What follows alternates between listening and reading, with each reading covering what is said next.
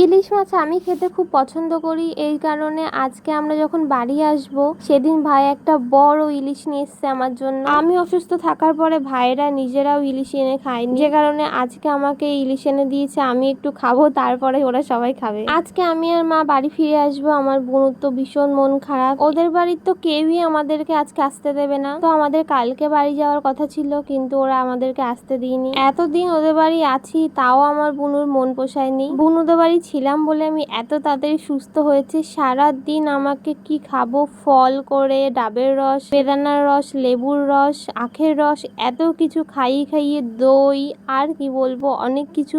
সারাদিন শুধু আমাকে বলবে খেয়ে যাও, না হলে সুস্থ হতে পারবে না। এতদিন ওখানে ছিলাম, আমাদেরও মনটা খারাপ লাগছিল, কিন্তু বুনুর সামনে যদি মন খারাপ দেখায় তো ওর আরো কষ্ট হবে। তারপরে সব ঠাকুরকে প্রণাম দিয়ে আমরা আস্তে আস্তে বাড়ির দিকে রওনা দিলাম।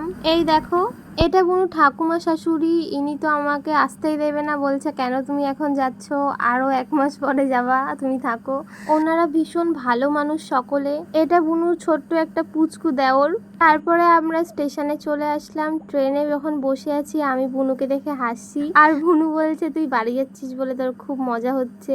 এরপর আমাদের ট্রেনের টাইম হয়ে গেল, আর আমাদের ট্রেনটা আস্তে আস্তে ছেড়ে দেবে। আর তখন না খুব কষ্ট হচ্ছিল বুনুর জন্য এবং সকলের জন্য।